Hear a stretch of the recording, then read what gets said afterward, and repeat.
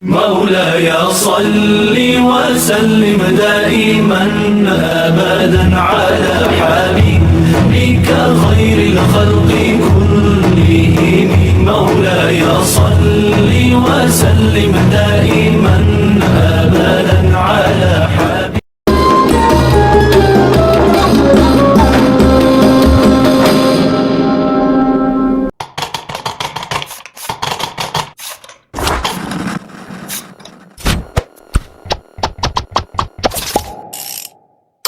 A'udzu billahi minasyaitonir rajim. Bismillahirrahmanirrahim. Assalamualaikum warahmatullahi wabarakatuh. Baik, bagaimana kabar malam ini Bapak-bapak? Sehat? Ya, alhamdulillah sehat walafiat. Amin. Alhamdulillahirabbil alamin. Ni'mal maula wa ni'man nasir wa la haula wa la quwwata illa billahil aliyyil azim. Asyhadu an la ilaha illallah wa asyhadu anna Muhammadar Rasulullah. Allahumma salli ala sayyidina Muhammad wa ala alihi wa ashabihi wa man tabi'a huda, amma ba'd. Rabbi zidna ilman warzuqna fahman. Rabbi israh li sadri wa yassir li amri wa hlul 'uqdatam min lisani yafqahu qawli. Nawaina ta'allum wa ta'liman li ibtigha'i wajhillah wa mardatillah. Amin.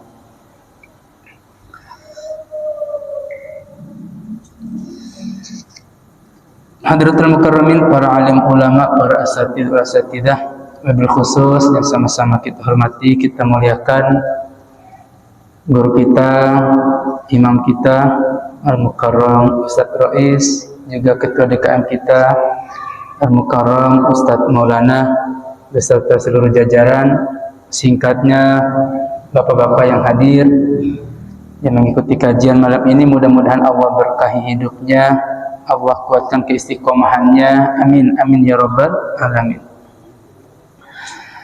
Mari kita awali kajian kita dengan sama-sama baca umul kitab.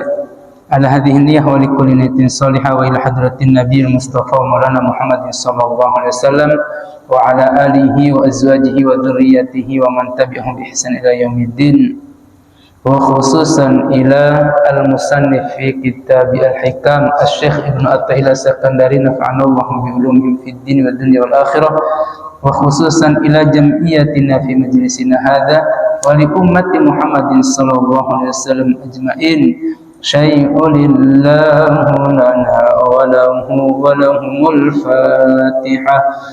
A'udzu billahi minasyaitonir rajim. Bismillahirrahmanirrahim. Alhamdulillahi rabbil alamin. Arrahmanir rahim. Maliki yaumiddin. Iyyaka na'budu wa iyyaka nasta'in. Ihdinas siratal mustaqim. Siratal ladzina an'amta 'alaihim ghairil maghdubi 'alaihim waladdallin. Amin. Amin amin ya rabbal alamin. Mari Bapak-bapak kita lihat, kita dengarkan pasal 83 dan seterusnya ya. Kita bacakan dulu redaksi Arabiknya. Judulnya orang-orang arif lebih mengkhawatirkan kelapangan daripada kesempitan. Bismillahirrahmanirrahim. Wa qala al-musannif rahimahullahu ta'ala wa nafa'ana bi ulumihim fid darain. Faslun al-bastu ta'khudun nafsu minhu haddaha bi wujudil farhi wal qabdu la haddan lin nafsi fihi.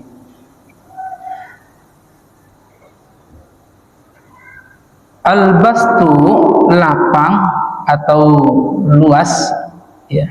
Ta'khudun nafsu dapat membawa nafsu minhu darinya, atau kalau mudahnya semasa lapang nafsu bisa berperan. Biwujudil farhi, dengan wujud gembira. wal qabdu, dan semasa sempit, la hadli nafsi fi, nafsu tidak bisa berbuat apa-apa. Oke, itu pendek pasalnya. Artinya semasa lapang itu nafsu bisa leluasa memainkan perannya,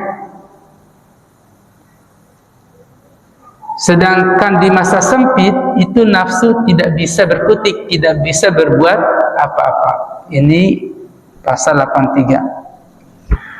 Yang dimaksud lapang di sini dalam penjelasan kitab ini, lapang dari sisi materi dunianya.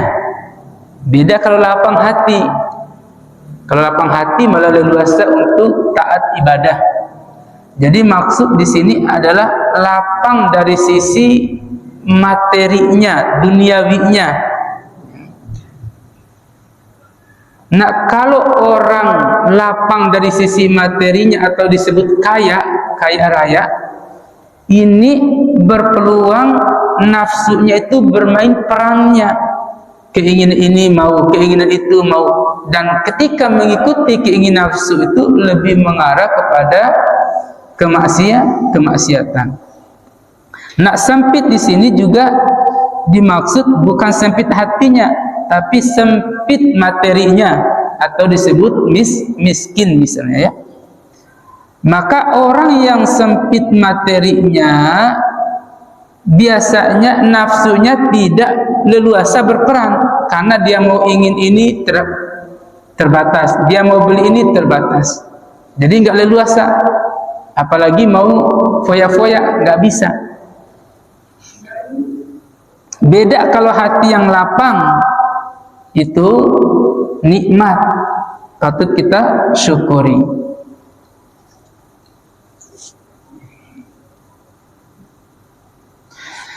Dalam hikmah ini penegasan tentang hikmah sebelumnya, pasal sebelumnya ya, bahwa menjaga etika saat lapang itu amat sulit. Sebab tak ada yang bisa menjaga etika dalam kondisi itu kecuali segelintir orang. Ibnu Athaillah berkata, memang demikian adanya karena hawa nafsu selalu memainkan perannya dalam kondisi kelapangan. Ini penjelasannya nih, paragraf pertama. Paragraf kedua, biasanya saat lapang hawa nafsu menjadi lalai, melupakan kewajiban, mengaku-ngaku memiliki ilmu, pemahaman, keadaan batin dan rahasia-rahasia, selalu berbicara tentang kemampuan khusus, menikmati hal-hal luar biasa, menyinggung masalah karomah, dan bersuara tentang makom masing-masing. Semua itu tentu bertentangan dengan prinsip ubudiyah. Sebaliknya, di dalam kesempitan, nafsu tidak merasa beruntung dan memiliki peran apa-apa. Nafsu tidak akan sombong dengan menampakkan sesuatu yang menjadi miliknya. Dengan begitu, kesempitan lebih aman dan lebih membentuk kemampuan untuk menunaikan etika ubudiyah. Oleh karena itu, orang-orang arif lebih mengutamakan kesempitan daripada kelapangan. Ini paragraf ketiganya ya. Jadi, poin penting di pasal 83 ini, orang-orang arif itu atau yang mengenal Allah atau yang beriman itu lebih mengkhawatirkan saat lapang dibanding saat sempit. Kenapa? Tadi terjawab karena saat lapang itu nafsu kita itu lebih leluasa berperan. Dan saat nafsu itu leluasa berperan, itu pasti tergelincir kita pada kelalaian, pada kemaksiatan. Tuh. Tapi kalau saat sempit materinya, nafsu tidak bisa berperan leluasa karena serba kekurangan. Mau ini terbatas, mau ingin ini terbatas. Tapi coba kalau kaya saat lapang, saat banyak materi, banyak duitnya, mau apa saja bisa. Kasarnya begitu. Tuh. Mau ke diskotik, nah, itu orang kaya. Kalau orang miskin mana bisa ke diskotik? Kasarnya. Mau beli perempuan nggak bisa kalau miskin, harus kaya. Jadi leluasa godaan-godaan itu banyak pada saat kaya.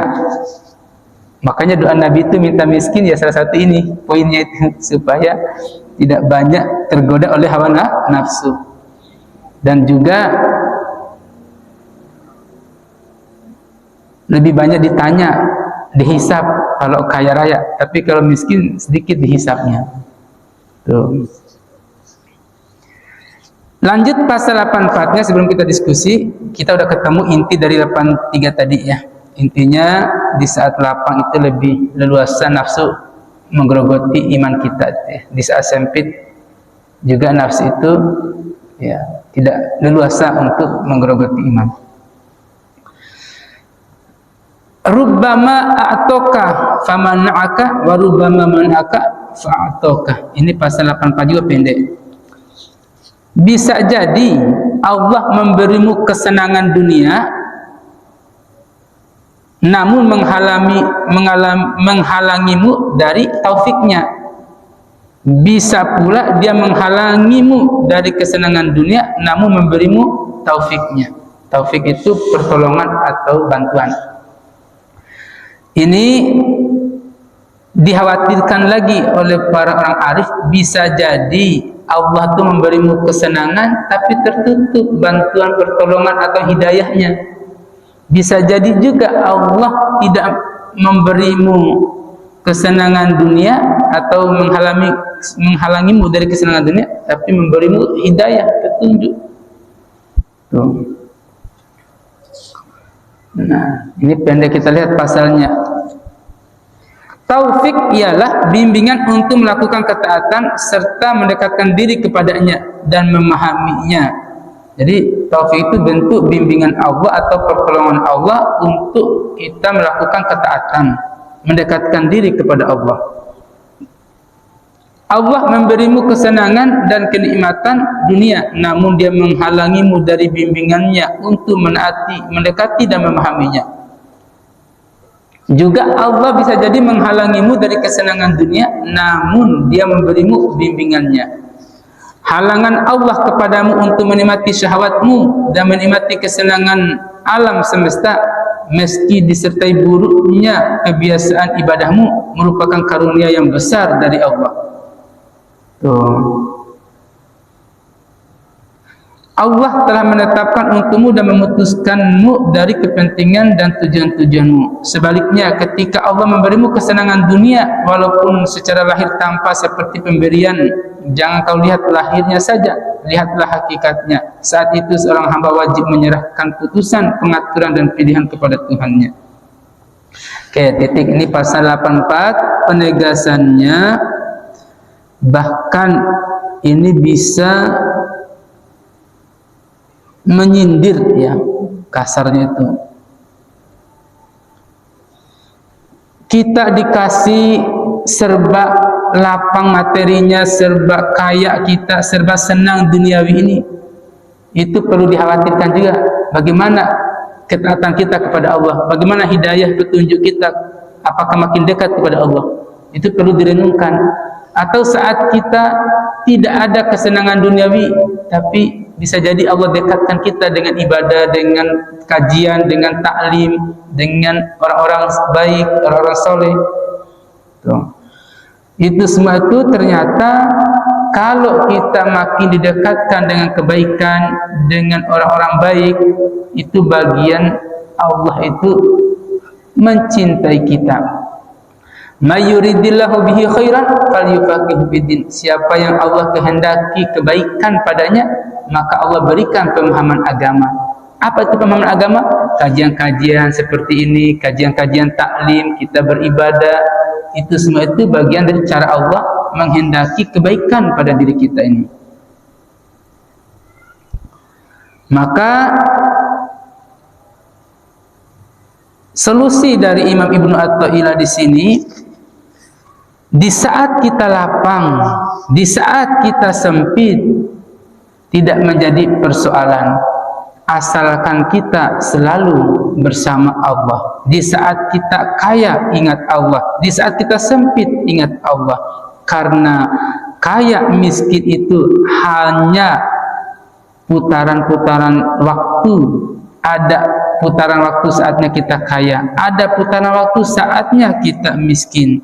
Putaran-putaran itu Allah tetapkan. Makanya dalam Al-Quran disebutkan watilkal ayyamu nudawiluha bainan nas. Allah putar dunia ini, kehidupan kita ini, buktinya putaran waktu siang malam, itu semua itu juga keadaan kita juga berputar. putar kaya hari ini bisa jadi besok miskin, miskin hari ini bisa jadi besok kaya. Semua itu tidak menjadi persoalan karena itu menjadi sunatullah. Yang menjadi persoalan saat kaya atau lapang, masihkah kita mengingat Allah? Saat sempit, masihkah juga kita mengingat Allah? Itu yang menjadi poinnya. Saat sakit kita ingat Allah, saat sehat kita ingat Allah. Tuh. Jadi titik terangnya adalah bagaimanapun kondisi kita, tetap kita ingat Allah. Ini poin penting kedua. Poin pertama. Kedua, kita diarahkan di pasal 484 ini tetap husnuzon kepada Allah. Bisa jadi Allah kita memberi kesenangan duniawi, ternyata kita hidayahnya jauh dari Allah. Bisa jadi juga Allah menghalangi kesenangan duniawi, itu kita dekat dengan Allah. Maka kita selalu husnudzon kepada Allah. Artinya husnudzon di sini tetap kita berprasangka baik, mau diberi kesenangan alhamdulillah, mau diberi hidayah petunjuk alhamdulillah, tidak juga kita tetap memohon kepada Allah.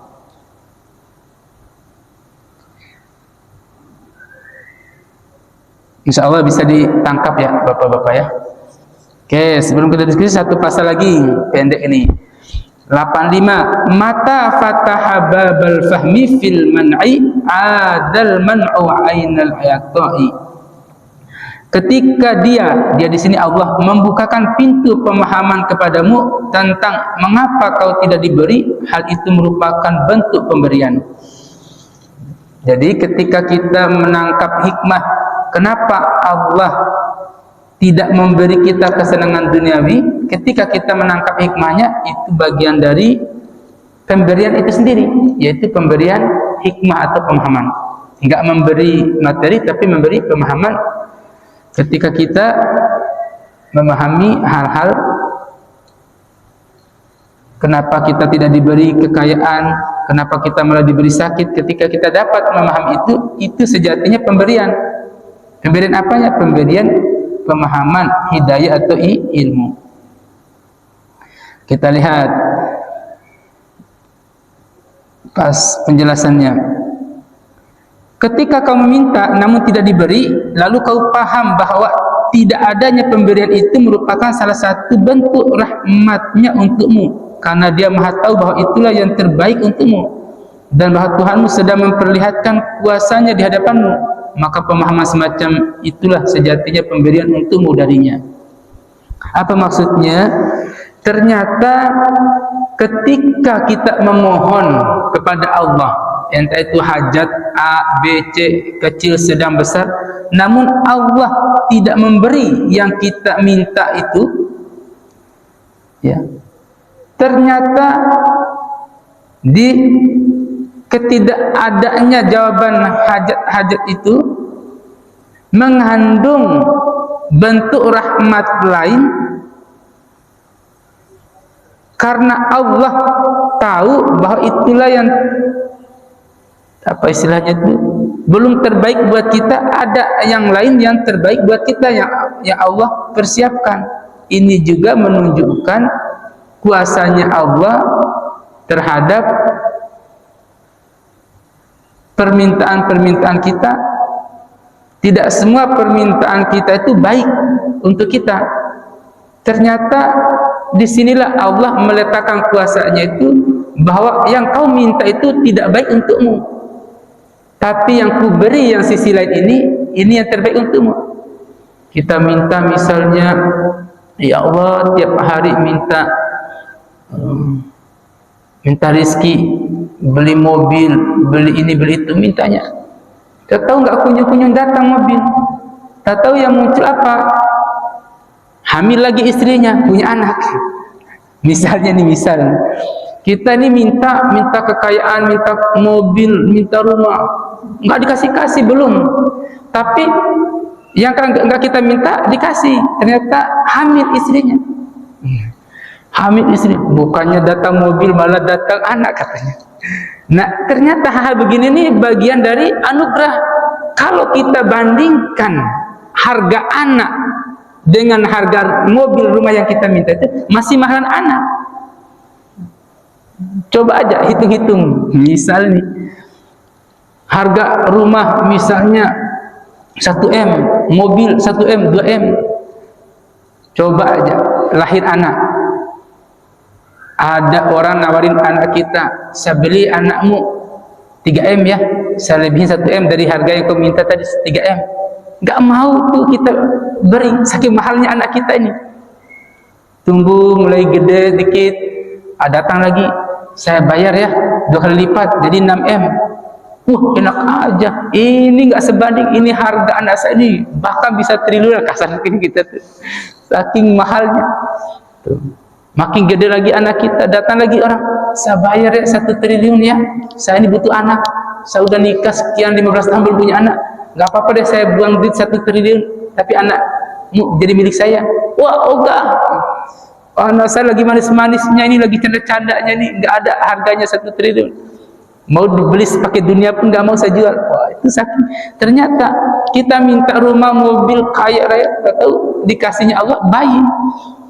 Di sebelah sana ada yang kaya raya tapi kagak punya bayi. Katanya mau saya jual semua kekayaannya, penting saya punya bayi. Nah ini nih, Allah punya hikmah-hikmah. Ternyata hikmah-hikmah disinilah juga bagian dari Allah tahu mana yang terbaik untukmu. Ku kasih anak lebih baik untukmu. Coba ku kasih rumah, mobil mewah, kau pasti udah liar, kau pasti udah kemana-mana. Tapi karena ku kasih anak, kau makin taat ibadah, kau makin sayang sama keluargamu. Nah ini ternyata penting kita husnuzon kepada Allah. Apa yang kita hajatkan, kita doa, ternyata belum kunjung datang, yang datang yang lain, itu bagian dari cara Allah. Allah Maha tahu yang kita terbaik buat kita. Ini pasal 83, 84, 85 dapat kita simpulkan bahwa pertama, lebih dikhawatirkan saat lapang ketimbang saat sempit. Kenapa? Karena nafsu lebih leluasa berperan di saat lapang ketimbang di saat sempit. Yang kedua, di 84 ini mengingatkan kita untuk husnudzon kepada Allah. Bisa jadi kita diberi kesenangan tetapi hidayah jauh. Bisa jadi pula kita kurang senang di materi di duniawi tapi hidayah kita jauh lebih kuat, petunjuk kita jauh lebih dekat dengan Allah. Tetap husnudzon kepada Allah. Nah 85, ketika permintaan kita belum dikabulkan juga, itu bukan berarti Allah benci sama kita, tapi Allah tahu yang terbaik buat kita. Kita minta yang semua keinginan kita, tetapi Allah tahu apa yang kita butuhkan. Kembali kita husnudzon kepada Allah Subhanahu wa ta'ala. Bapak Ibu yang dimuliakan Allah, mari kita diskusikan 3 pasal ini pendek-pendek. Jika ada yang dibingungkan, monggo ditanyakan. Juga yang mau menambahkan, mari kita diskusikan, boleh. Masih ada waktu, silakan Bapak-bapak. Barakallah.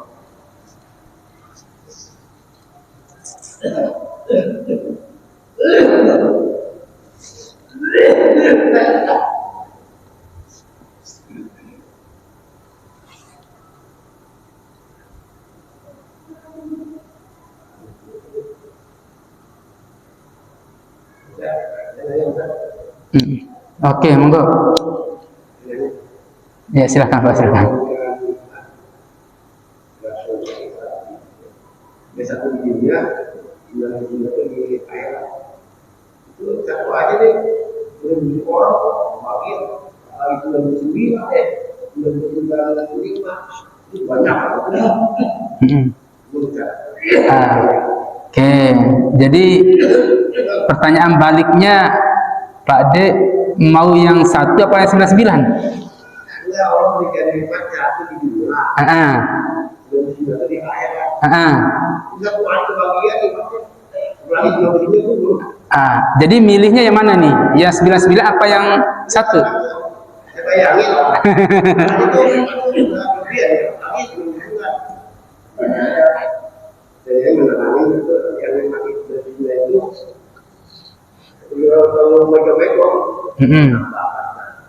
dia mau jadi dia dulu Oke. kalau kita bayangin ya Iya, nggak usah dibayangin.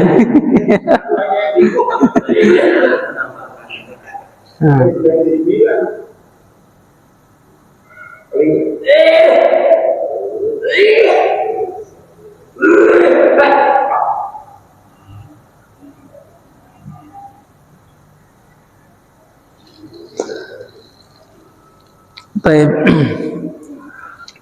Jadi pertanyaan tadi, nikmat dunia itu 1%, sisanya 99% itu ada di akhirat atau di surga. Memang ini ada hadis yang menyebutkan perihal itu, tapi menjadi diskusi panjang ya, karena dalam pandangan tasawuf itu surga itu sudah ada di dunia, akhirat juga masih janji, tapi esensi dari surga itu adalah nikmat, kebahagiaan, itu esensi surga. Esensi neraka itu adalah kesengsaraan, kesusahan. Nah, ketika kita hidup di dunia itu tenang, bahagia, nggak usah jauh-jauh mikirin, itulah nikmat surga itu.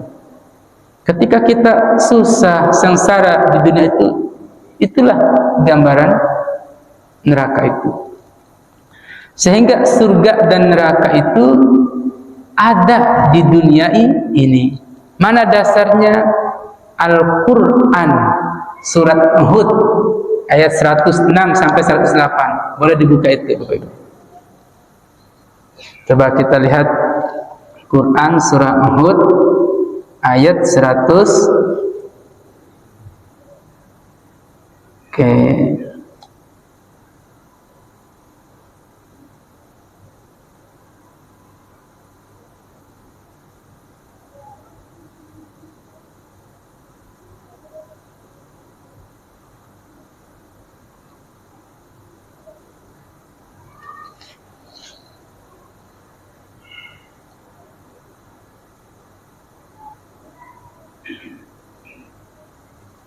Yang punya aplikasi di HP-nya boleh dibuka.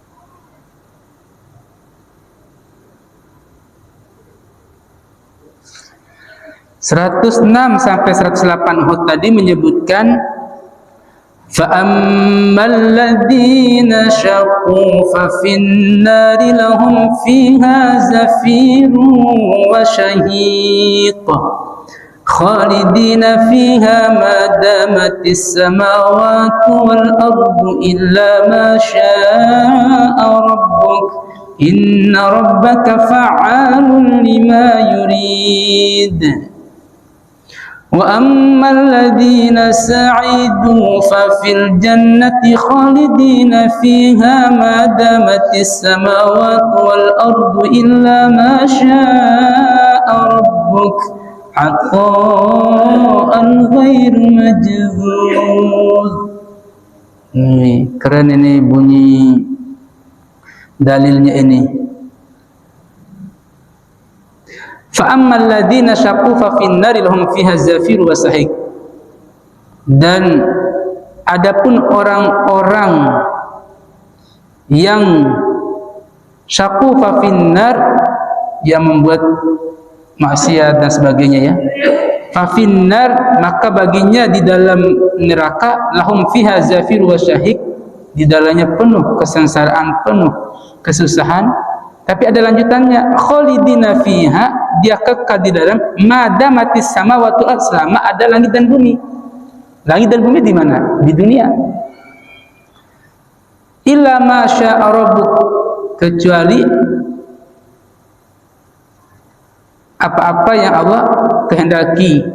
Inna rabbaka fa'alun lima yurid, sesungguhnya Allah Maha kuasa apa yang Dia inginkan. Jadi di sini penjelasan kesusahan, penjelasan neraka itu sudah ada di dunia. Dibalik lagi, wa ammal ladina sa'idu fa fil jannati khalidina fiha ma damatis samawati wal ard illa ma syaa rabbuk ata'an ghairu majzuz.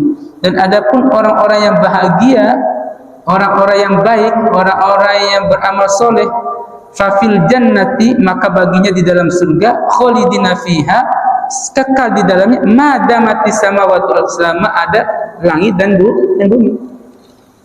Ini kenapa ulama-ulama tasawuf itu meyakini bahwa surga itu sudah ada kita nikmati di dunia ini. Neraka itu juga sudah ada kita nikmati di dunia ini.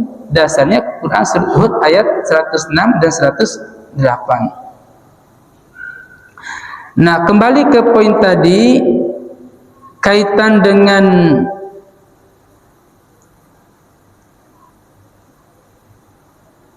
nikmat yang Allah titip di dunia ini, ya.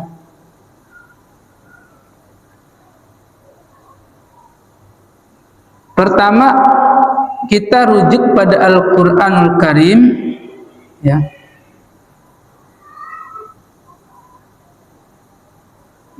Di Quran surah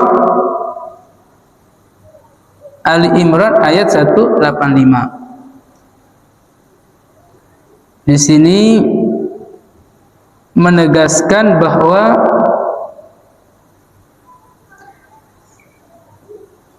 kehidupan dunia itu,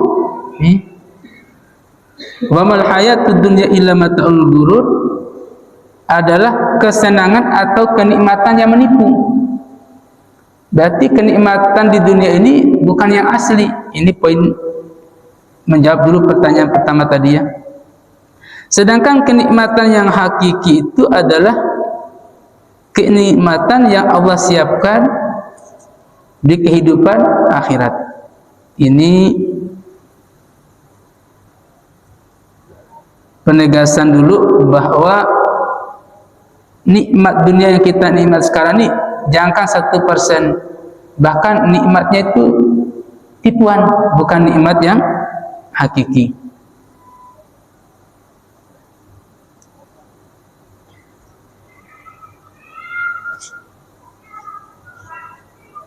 Bahkan hadis baginda Rasul menyebutkan bahwa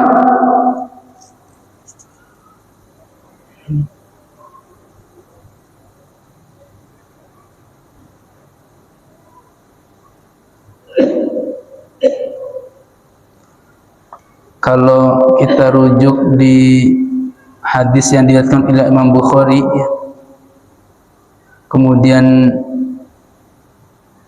Imam Muslim juga menegaskan bahwa inna lillahi mi'ata rahmah anzala minha rahmatan wahidatan fid dunya fabiha yatarahamul khalqu wa akharu tis'an wa tis'in rahmata yarhamu biha ibadatun yaumal qiyamah. Ini menegaskan juga tadi kaitan pertanyaan tadi, sesungguhnya Allah memiliki 100 rahmat atau 100 nikmat. Innallaha lillahi mi'ata rahmah, sesungguhnya Allah itu memiliki 100 rahmat. Anzala minha rahmatan wahidatan fid dunya, dia menurunkan satu rahmat, satu nikmat ke dunia. Fabiha yatarahamul khalqu, dan dengan satu rahmat itu makhluk saling menyayangi, saling membutuhkan. Wa akharatis an wa tis'in, dan sisanya 99 rahmat itu yarhamu biha ibadatu yaumal qiyamah, maka Allah berikan kepada hambanya di hari kiamat. Ini riwayat Imam Muslim, sangat sahih hadisnya kalau riwayat Imam Muslim.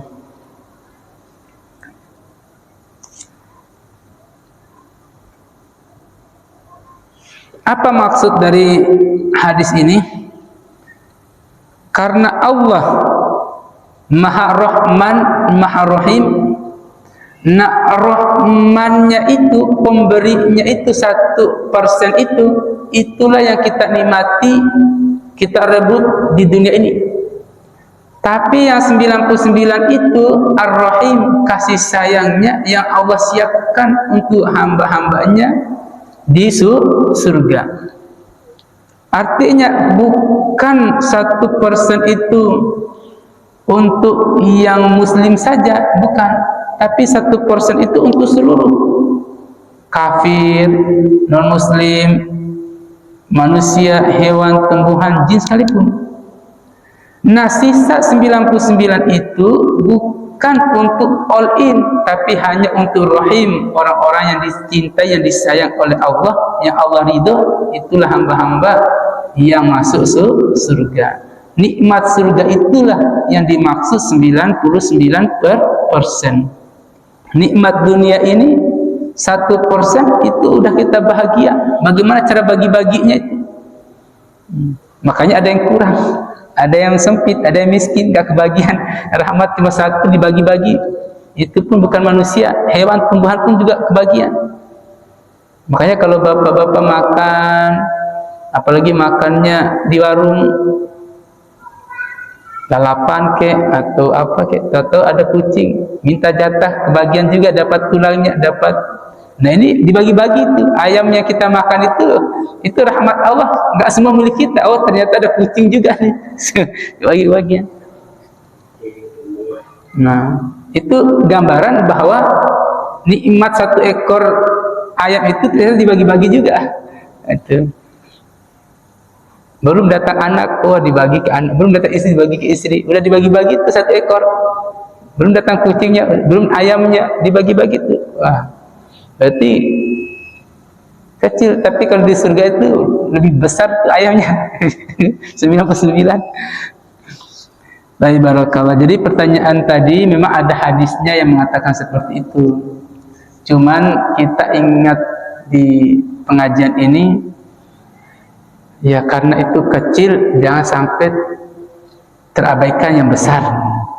Kita berebut yang 1, ketinggalan yang 99, rugi. Maka mari kita hadirkan amal-amal baik kita, amal-amal soleh kita untuk mendekatkan diri kepada Allah agar nikmat-nikmat yang lebih besar kita raih dan kita senang dan bahagia tentunya. Barakallahu wa lakum ajma'in. Jadi pertanyaan pertama ini mewakili yang lain ya, sampai waktu udah isya ya. Kita cukupkan. Insyaallah kita lanjut di pertemuan berikutnya. Kalau masih ada pertanyaan-pertanyaan lain ditampung dulu, insyaallah di next kita akan lanjutkan kembali. Hadanallahu wa iyyakum ajma'in. Kita akhiri, kita tutup dengan doa seperti biasa. A'udzubillahi minasyaitonir rajim. Bismillahirrahmanirrahim. Wal 'asri innal insana lafi khusrin illa alladziina aamanu wa 'amilus shalihati wa tawassaw bil haqqi wa tawassaw bis sabr. Shadaqallahul 'adzim. Subhanakallahumma wa bihamdika asyhadu an la ilaha illa anta astaghfiruka wa atubu ilaik. Rabbana atina fid dunya hasanah wa fil akhirati hasanah wa qina adzabannar. Wa sallallahu ala sayyidina Muhammadin nabiyil ummi wa ala alihi washabbihi wasallam. Bi fadlika subhana rabbika rabbil izzati amma yasifun wa salamun alal mursalin alhamdulillahi rabbil alamin. Demikian, terima kasih atas segala perhatian, mohon maaf atas segala kekurangan. Akhirul kalam, wallahu muwaffiq ila aqwamit thoriq. Wassalamualaikum warahmatullahi wabarakatuh.